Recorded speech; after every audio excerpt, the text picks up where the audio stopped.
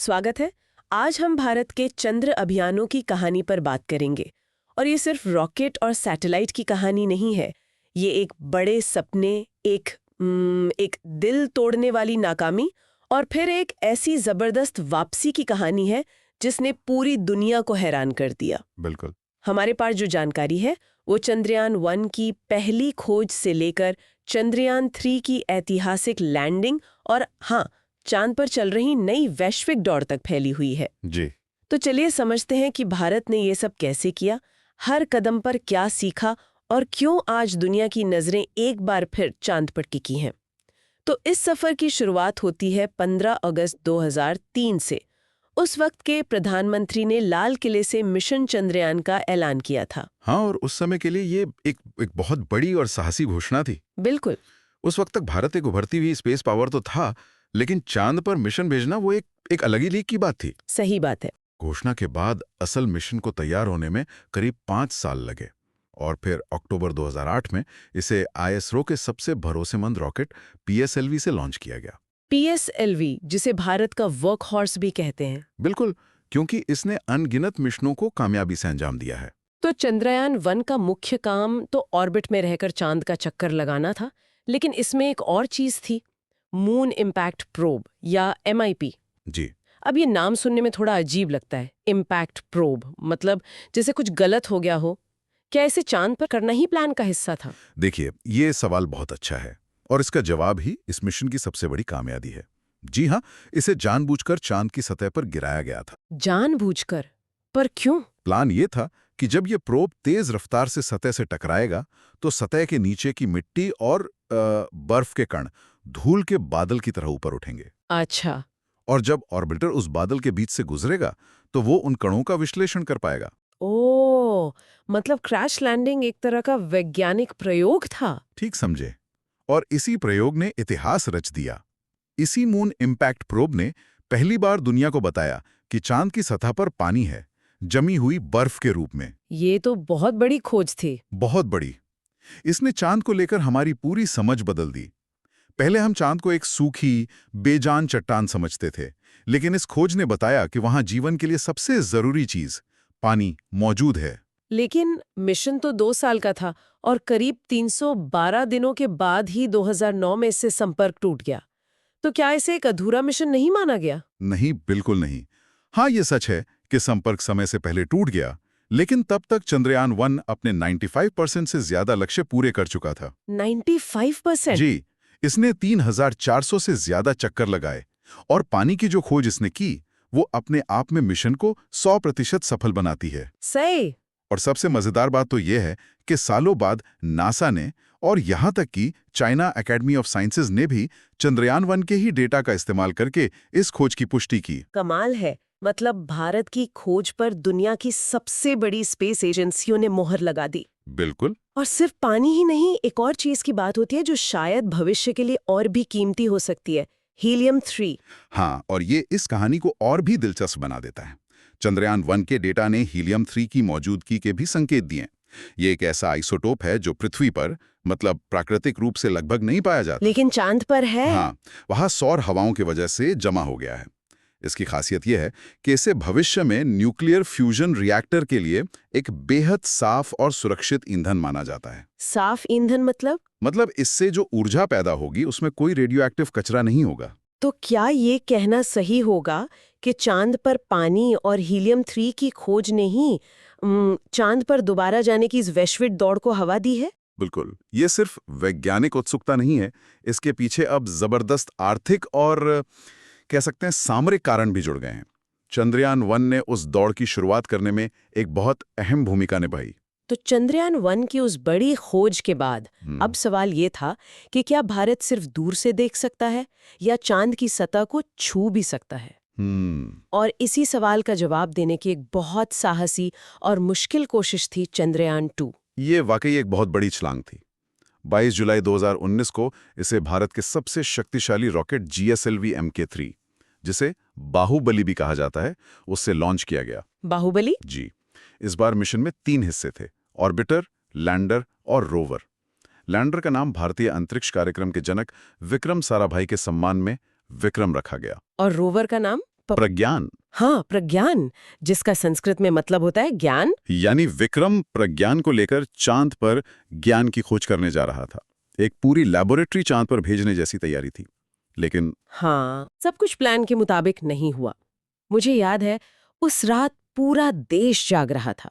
वो आखिरी के 15 मिनट और फिर इसरो सेंटर में वो खामोशी। वो पल वाकई बहुत भावुक थे। वो सिर्फ एक मशीन का क्रैश होना नहीं था, वो करोड़ों उम्मीदों के टूटने जैसा था। सही कहा। 7 सितंबर 2019 को लैंडिंग से बस 2 किलोमीटर पहले, जब लैंडर अपनी गति धीमी कर रहा था, सॉफ्टवेयर में एक गड़बड़ी की वजह से वो अपना संतुलन खो बैठा ओह, और तेजी से सतह से जा टकराया।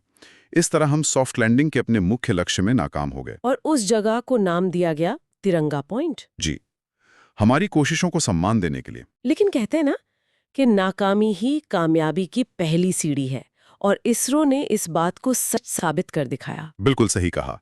यहां से कहानी में वो मोड़ आता है जो भारत की स्पेस यात्रा को परिभाषित करता है। चंद्रयान 2 की उस नाकामी से इसरो ने हार नहीं मानी, बल्कि उन्होंने एक एक डेटा पॉइंट का विश्लेषण किया। समझा कि गलती कहाँ हुई। हाँ, और ये सिर्फ एक छोटी-मोटी गलती को ठीक करना नहीं था, ये इंजीनियरिंग के नजरिए में एक पूरा बदलाव था।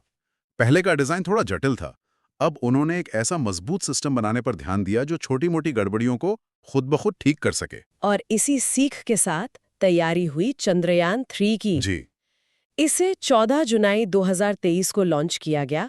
इस बार ऑर्बिटर नहीं भेजा गया। नहीं, क्योंकि चंद्रयान 2 का ऑर्बिटर पहले से ही चांद की कक्षा में बेहतरीन काम कर रहा था। अच्छा। बिल्कुल, इस बार पूरा ध्यान लैंडर पर था। उसके पैर और मजबूत बनाए गए ताकि वो थोड़ी ऊबड़-खाबड़ जमीन पर भी उतर सके। उसमें ज्यादा ईंधन डाला गया ताकि आखिरी पलों में जरूरत पड़ने पर वो अपनी जगह बदल सके, और सबसे जरूरी, उसमें अतिरिक्त सेंसर लगाए जाए। ताकि वो हर हाल में अपनी गति और ऊंचाई का सही अंदाजा लगा पाए। एग्जैक्टली। और इस बार 42 दिनों के लंबे सफर के बाद 23 अगस्त 2023 को पूरी दुनिया की सांसें थमी हुई थी। हाँ, और भारत ने वो कर दिखाया जिसका किसी को यकीन नहीं था। वो एक ऐतिहासिक पल था। चंद्रयान 3 ने चांद के दक्षिणी ध्रुव पर सफलतापूर्वक सॉफ्ट लैंडिंग की। और ऐसा करने वाला भारत दुनिया का पहला देश बन गया। पहला देश। जिस जगह पर लैंडर उतरा उसे शिव शक्ति पॉइंट नाम दिया गया।